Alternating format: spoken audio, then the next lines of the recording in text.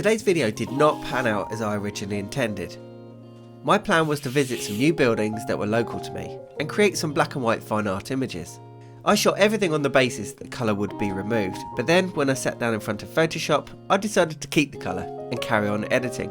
But did I make the right choice? Let me know in the comments down below.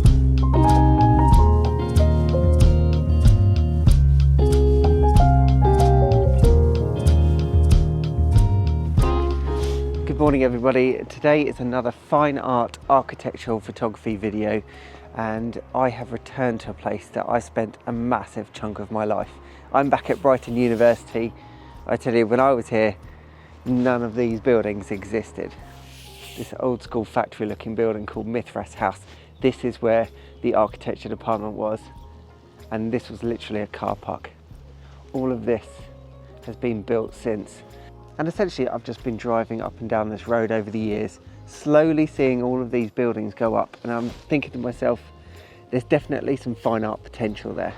And I didn't know that there was a new bridge here, but it kind of makes sense. So let me help you get your bearings. So that's the building I studied architecture in, and to get across the road I would cross here. That building is new there. That building is new. That's new. That's new. That's new. That's new, that's new, that's new, that's new, that is new, and that is new.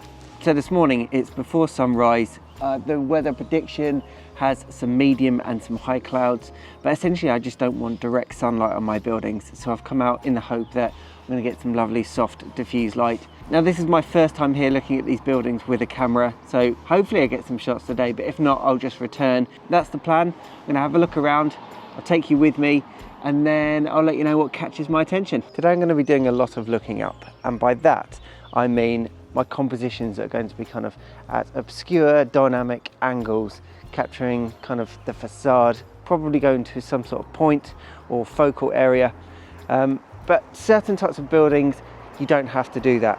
If this building was on its own by a river edge or something like that, then you could just shoot it straight on, keeping all of the verticals vertical, but there's a lot going on here and I don't think I'll be able to get one of those compositions. So today everything's going to be pointing upwards. Now there is no denying that there are a lot of beautiful buildings in Brighton, but there aren't that many contemporary buildings. And although I've tried to do fine art edits of castles and historic buildings, for me I much prefer to do modern buildings.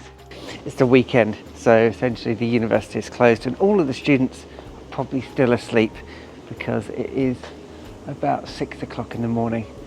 I quite like this building here. It's got some tones of mustard, yellow and orange, and you'll see here as I tilt the camera up, you've got some interesting angles. This is the sort of thing that I look for, dynamic shapes crossing one another. So I think that's probably one of the compositions that I'm going to edit.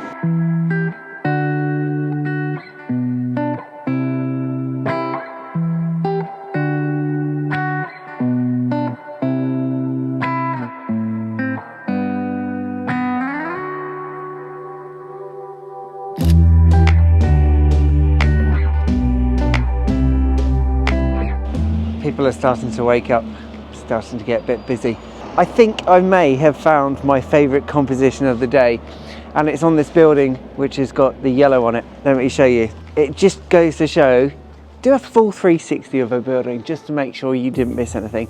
And this is kind of just on the corner. At eye level, this doesn't look particularly interesting.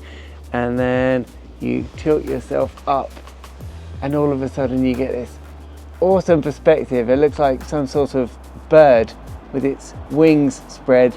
You get nice, low, wide perspective.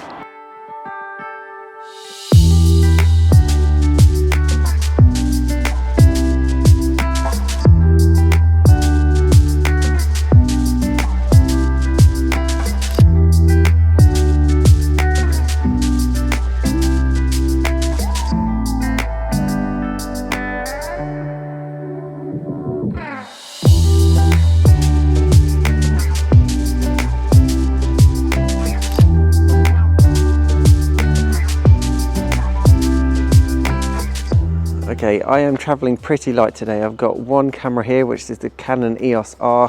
I'm shooting with the 24-105, which is the kit version, and I've got a set of filters. This composition is a bit more dynamic. You can see I've zoomed out. I'm at 50mm at the moment. I've got those two pesky pigeons at the top, which I'll probably have to Photoshop out.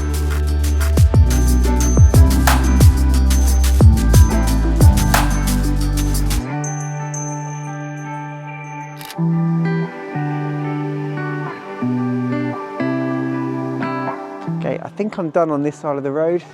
Looks like some more interesting buildings over that way.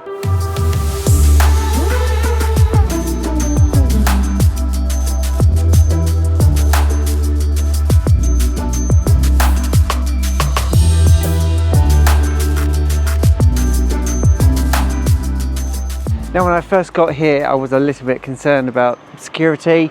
I'm not sure if I'm supposed to be here, but this is so open. I mean, there's the road there, that's Lewis Road. And then this courtyard just literally opens out onto the pavement. So I'm not saying you're allowed here, but I spoke with the security guard. He seemed very friendly and he didn't suggest that I wasn't allowed to be here photographing the buildings. If you do come here, just be polite. Be aware that this is student accommodation, so people live here. But generally it feels very open. So these are some of the buildings I've been photographing. Real eclectic mix of different materials.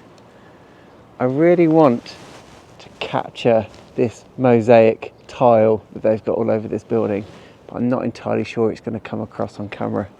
I have one more location that I'm going to take you to. It's actually on the way home from here, and there's a brand new building that's been built on the seafront in Brighton. All right, this is my next destination. I'm in Hove.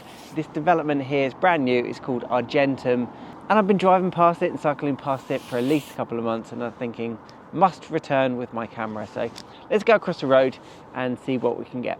Selfishly, what I'm looking at when I see a building like this, I'm thinking, is there any staining on the render or any dirty brickwork that is going to create me a massive Photoshop challenge? Not going to have that problem here because this is literally just been finished. I need to crack on with this because the sun is, it's a bit hazy, but it's coming out. So.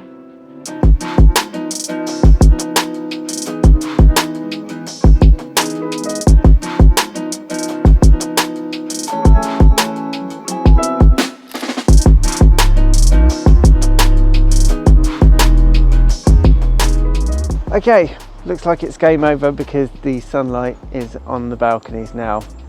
And like I was saying earlier, this is already a very contrasty scene, but you don't want a contrasty scene straight out of camera. You want to create that through the editing process. If you've enjoyed this video and want to know more about my workflow, then I would recommend watching my fine art series called Where, Why and How. These 3 videos provide you with step-by-step instructions on how to capture the images on location, why I choose to edit the images the way that I do, and of course, how I edit them. If you struggle to learn from YouTube tutorials, then I also offer one-to-one workshops on this topic. I'll put a link in the description below. Thanks for watching, I'll see you in the next video.